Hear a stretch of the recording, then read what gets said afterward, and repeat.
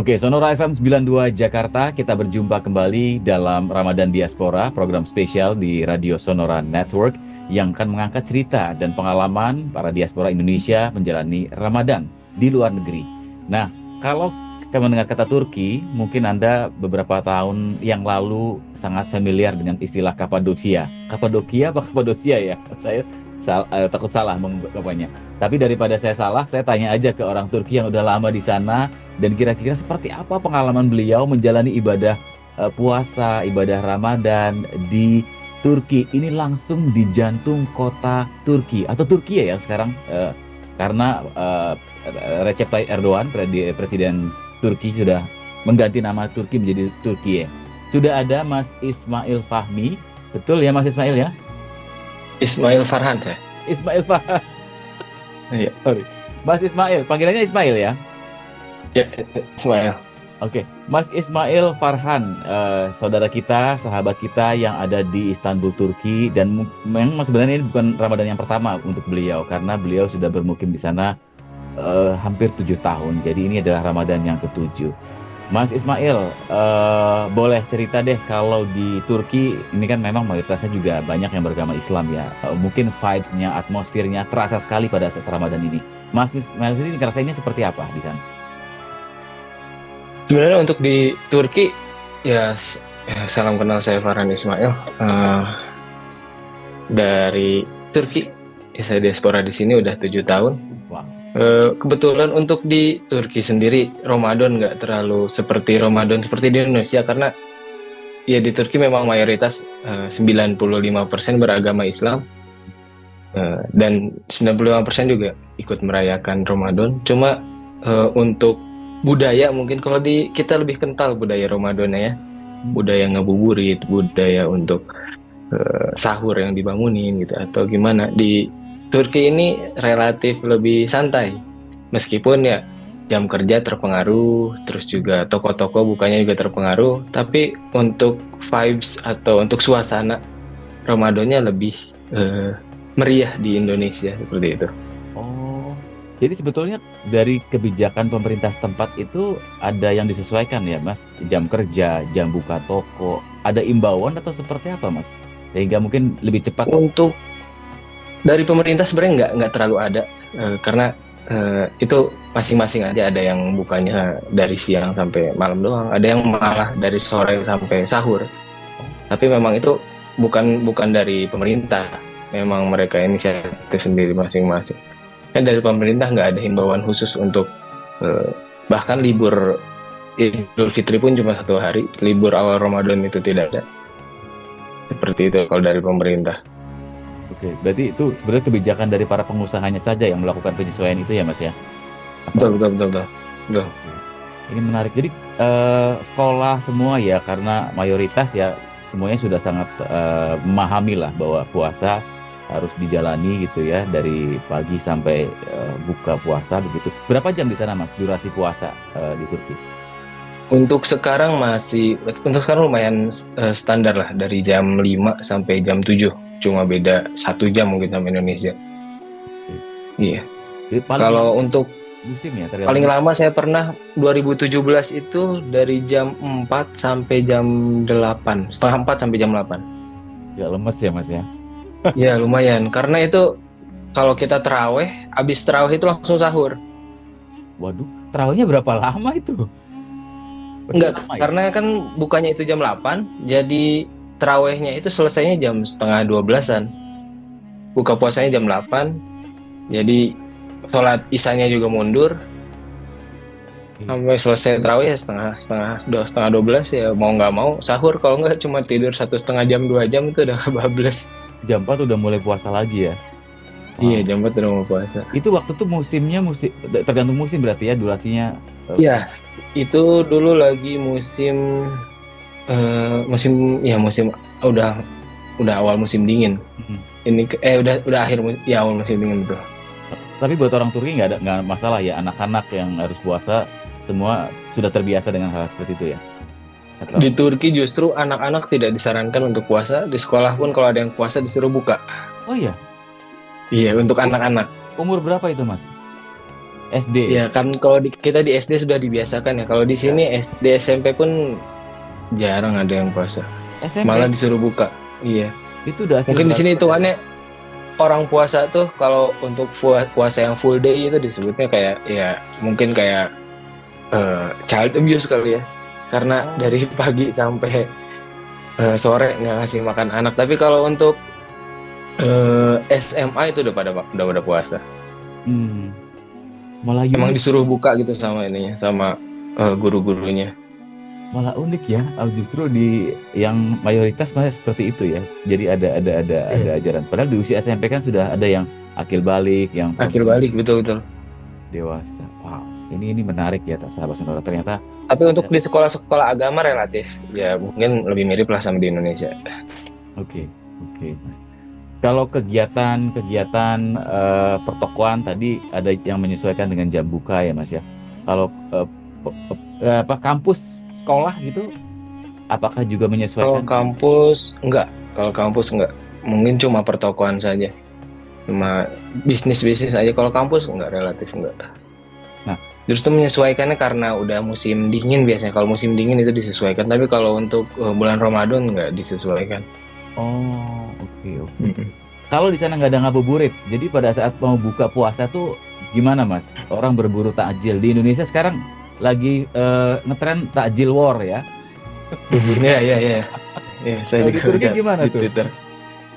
Di Turki itu untuk takjil ya kalau ngabuburit nggak ada mungkin ya kebiasaan untuk seperti itu di Turki. Tapi untuk takjil di sini setiap restoran pasti ada promo takjilnya dan setiap buka puasa pasti penuh. Meskipun nggak semuanya puasa, tapi Oh, mereka punya budaya untuk ikutan iftar. oh, iftar Iya, itu budaya ya. Tapi justru iya, iftarnya budaya betul. Cuma untuk puasanya justru nggak terlalu semua orang melakukan. meskipun itu dia orang dewasa ya, Mas ya. Meskipun orang dewasa. Oh, kan kalau di kita kan tempat rumah makan diimbau untuk tidak membuka lapaknya di siang hari. Kalaupun dibuka, otomatis harus ditutup tirai dan lain sebagainya. Berarti di Turki itu Hmm. siang pun bebas ya? Ya bebas. Di sini himbauan nggak ada. Oke. Himbauan seperti itu nggak ada. Cuma inisiatif aja mungkin pelaku bisnis sudah sadar kalau tadi Terkait sampai mana saya keputus ya. terkait itu Mas, apa budaya tadi, kemudian apa namanya penghormatan kepada yang berpuasa, biasanya rumah makan kan ada yang buka di jam-jam menjelang buka saja, atau kalau yang buka siang ditutupi tirai dan lain sebagainya. Kalau di Turki seperti apa ya? Nah kalau di sini tutup tirai sih relatif nggak ada. Hampir nggak ada malah. Jadi mereka menyesuaikan jam aja karena ya efektif bisnis hour mereka mungkin terganggu karena bulan puasa. Jadi mereka bukanya dari sore sampai malam atau karena untuk memenuhi kebutuhan warga yang pengen sahur juga ada yang bukanya dari jam 4 sore sampai jam 4 pagi. Oh, Jadi ditukar gitu. oke. Karena memang di sini orang sampai malam juga masih aktif gitu. Oh. Kalau lagi bulan Ramadan. Selain tarawih berarti ada kegiatan lain Mas yang membuat hidup ya Pak, malam-malam di Istanbul misalnya, di tempat Mas Ismail tinggal.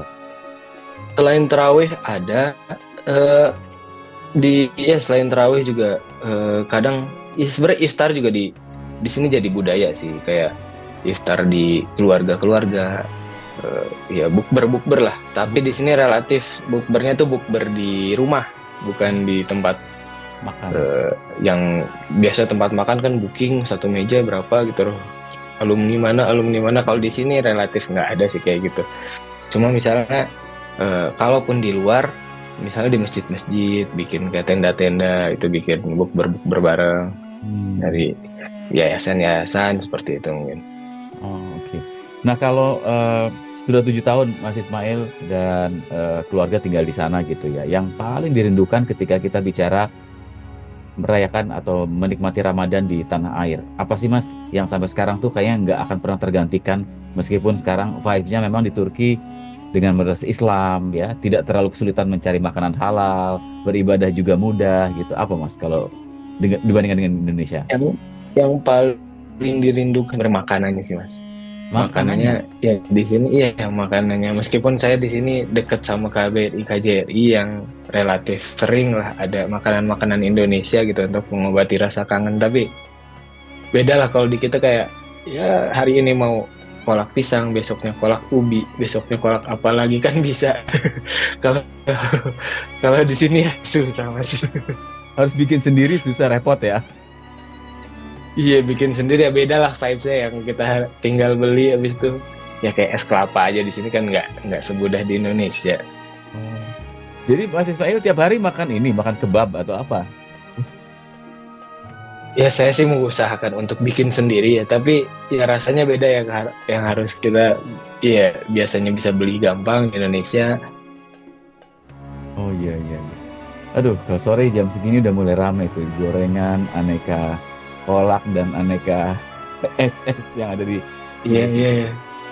Di sini ada juga sih makanan-makanan tradisional khusus Ramadan. Cuma bentuknya roti, roti khusus Ramadan.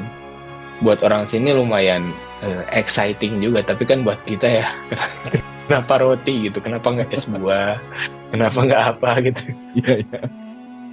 Apa jadi apa perutnya harus benar-benar menyesuaikan. Itu sempat shock gak sih Mas waktu pertama datang ke sana tahun pertama mungkin pada saat Mas Ismail baru nyampe sana gitu ya? Ah, Iya, sempat shock karena semuanya daging ayam, daging sapi, daging ayam, daging sapi itu ya hari-hari yang seperti aja kebab ayam, kebab sapi, kebab ayam, kebab sapi, tapi lama-kelamaan terbiasa ya. kangen juga jadi saya jadi iya. Itu biasa iya, cuma lebih ke kangen sih, lebih ke Kangen ya. menyesuaikan diri, menyesuaikan dapur sendiri. Iya iya iya iya. Aku bisa merasakannya Mas. Apalagi udah 7 tahun ya tinggal di sana. Nah Mas Iya, tadi sempat menyinggung bagaimana kegiatan-kegiatan yang diinisiasi oleh KJRI, oleh KBRI di Istanbul ya. Itu mereka secara rutin juga menyelenggarakan kegiatan. Tadi bukber, iftar, sampai Ramadan. Biasanya rangkaiannya seperti apa sih Mas untuk men-treat warga negara Indonesia yang tinggal di sana, diaspora yang ada di sana gitu ya, selama Ramadan ini? Kalau dari KBRI KJRI sebenarnya relatif sama. Untuk KBRI kan di Ankara, KJRI-nya di Istanbul, relatif sama. Biasanya setiap minggu itu ada bukber, terus juga ada dalam 1 bulan tuh ada 1 hari bazar Ramadan, yang mana warga boleh datang untuk beli dan untuk jualan. Ya itu biasanya cuma 1 hari aja. Selain itu juga diakhiri dengan Lebaran. Pasti mengadakan Lebaran di Wisma KBRI di Ankara ataupun di Istanbul. Tadi KBRI KJRI itu menyediakan yang ditunggu-tunggu tuh biasanya apa? Opor, kentang, yaitu apa? Indonesia. Sambal ati Goreng. kentang. Kayak gitu tuh makanan-makanan Indonesia, Lebaran Indonesianya tuh cuma ada di situ cuma ada di 2 tempat itu aja. Tahun sekali Biasanya lagi. open house dan gratis. Setahun ya sekali. Wow. Karena biasanya Idul Adha itu relatif nggak ada, Oh. nggak dirayakan seramai Idul Fitri. Banyak nggak sih Mas kali event itu yang datang ke sana saudara-saudara kita yang ngumpul pas ada 100-200? Relatif kalau di Ankara lumayan banyak, bisa sampai 700-an karena dari luar kota pun datang.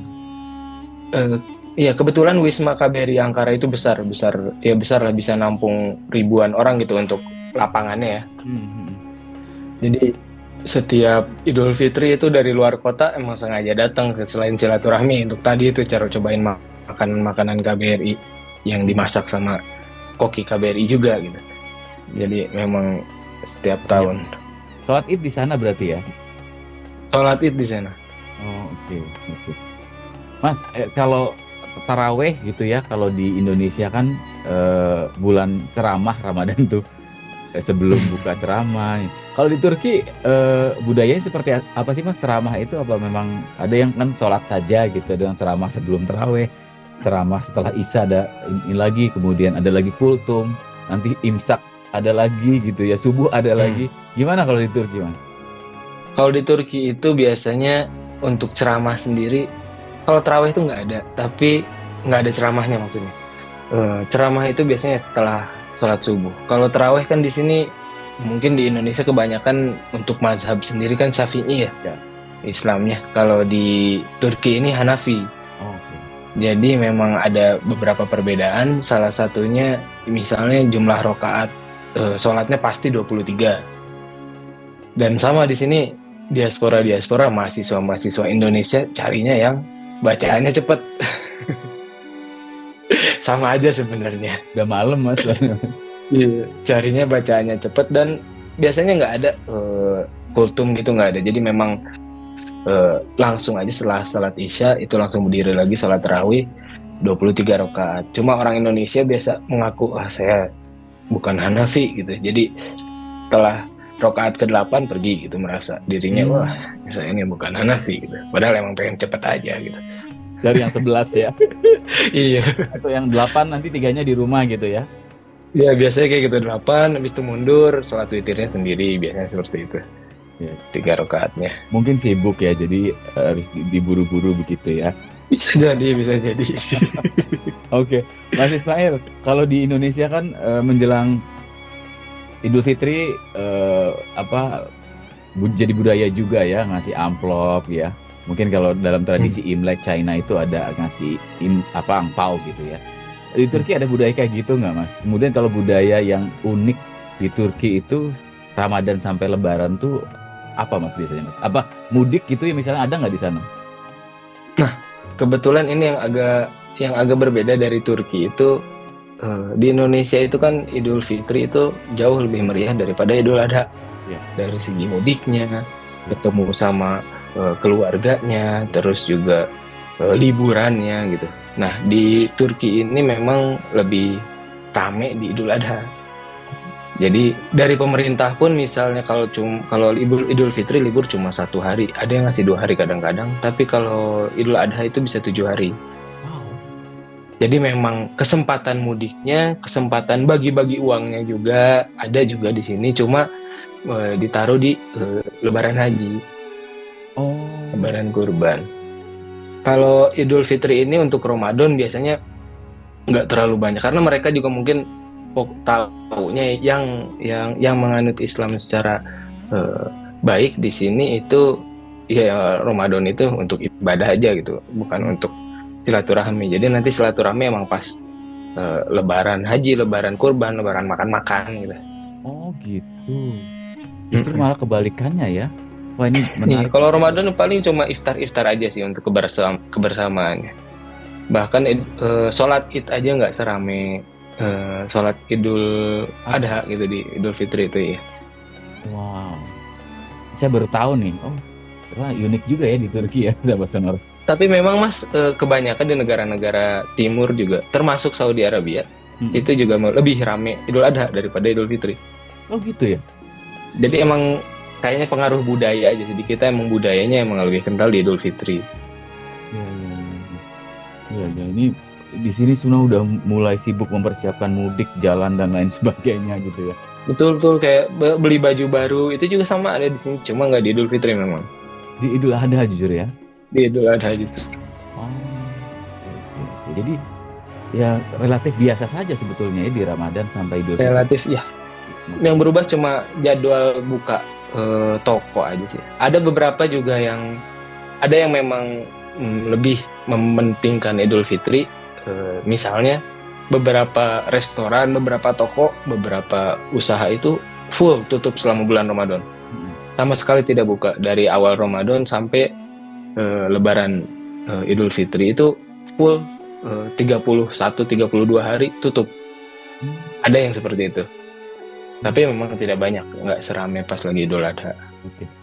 Yang paling ramai itu di mana mas? Apa di Hagia Sophia gitu ya? Maksudnya atau di mana mas? Untuk sholat Idul Fitri ya paling ramai itu di Hagia Sophia gitu. Dan itu Blue Mosque itu kan seberang-seberangan tuh pasti penuh ya. Pasti penuh. Dan biasanya kalau lagi kayak gitu transportasi umum gratis. Oh ya. Biar nggak ada tumpukan ya. Hari Idul Fitrinya itu. Jadi hari Idul Fitri biasanya hari Idul Fitri sampai H+2 itu gratis transportasi. Transportasi umum yang salah satu bentuk perayaan mereka juga sih. Oh. Ini yang dioperasikan oleh hari-hari besar. Ya, yang dioperasikan oleh pemerintah. Oh. Jadi kalau di Jakarta ini kayak busway gitu ya, MRT itu gratis ya. Udah nggak ada ngetap lagi tuh, pasti kebuka aja gate-nya. Oh gitu, di loss aja gitu ya. Iya, dia los aja, udah nggak harus pakai kartu lagi, udah mati aja gate-nya. Tapi nggak chaos Mas, karena saking overload apa segala macam. Hmm, relatif enggak, karena ya orang liburan sebenarnya pengen liburan aja sih. Dia kebanyakan sih pengen di rumah orang liburan itu. Apalagi di Istanbul tuh kan, karena tiap hari capek keluar keluar rumah itu harus ketemu orang, mending di rumah dan ketemu keluarga. Iya iya iya. Oh, unik sahabat Sonora, banyak cerita menarik dari Mas Ismail. Bagaimana Ramadan di Istanbul, di Turki ya, dan juga di Ankara tadi saya ada cerita-cerita sedikit juga. Pastinya memberikan kita wawasan baru bahwa ada different culture di belahan dunia lain yang tidak semuanya sama dengan apa yang kita lakukan di Indonesia. Budaya tadi disampaikan oleh Mas Ismail ya, di Arab Saudi juga seperti itu. Mas Ismail, ini akhir dari sesi perbincangan kita. Sebetulnya seru nih, masih banyak yang pengen kita tanya. Kalau Mas Ismail ingin menyampaikan sesuatu untuk saudara-saudara kita di tanah air atau keluarga, silakan Mas Ismail. Menjelang Idul Fitri ini juga. Ya, kalau kami sih dari diaspora pastinya, mimpi kita adalah setiap Lebaran pengen selalu ada di kampung, selalu ada di Indonesia. Kebanyakan dari kami pasti seperti itu. Cuma ya dengan segala keterbatasan kita harus merayakan di sini.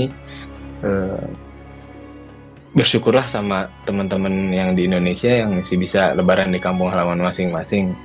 Karena ya banyak keterbatasan yang bikin kita rindu untuk Lebaran di Indonesia. Gitu. Boleh say something untuk orang-orang yang paling dirindukan Mas Ismail di Indonesia? Oh ya, untuk keluarga ya semoga bisa cepat pulang karena saya semenjak menikah belum pulang-pulang. Jadi memang dirindukan untuk di sana. Salamnya aja untuk semua yang ada di Garut, saya asli Garut, dan juga di beberapa tempat lain di Bandung dan lain-lain gitu. Yang penting sehat selalu Mas Ismail, Amin. Pasti juga. bahagia sama keluarga di Amin. sana, dan ya insya Allah nanti kalau ada kesempatan, ada waktu dan diizinkan bisa berkumpul lagi bersama keluarga di tanah air ya. Sehat-sehat Mas Ismail. Lancar Ya. semuanya, kegiatannya, bisnisnya, usahanya, pekerjaannya. Sukses. Amin. Terima kasih Mas. Thank you. Lancar juga untuk Sonora FM. Iya. Demikian sahabat Sonora, cerita menarik dari saudara-saudara kita diaspora Indonesia yang berada di luar negeri. Hari ini kita ke Turki, ke Istanbul. Besok kita kemana lagi? Kita akan cari tahu belahan negara dunia mana lagi yang akan kita cari tahu ceritanya dari sahabat-sahabat kita, saudara-saudara kita yang tadi kata Mas Ismail, karena keterbatasan ya hanya bisa berbagi atau bertatap muka dengan saudara-saudara yang disayangi, keluarga, lewat layar Zoom atau WhatsApp call gitu ya, atau Google Meet gitu ya. Padahal memang sangat rindu, tapi apa daya ya.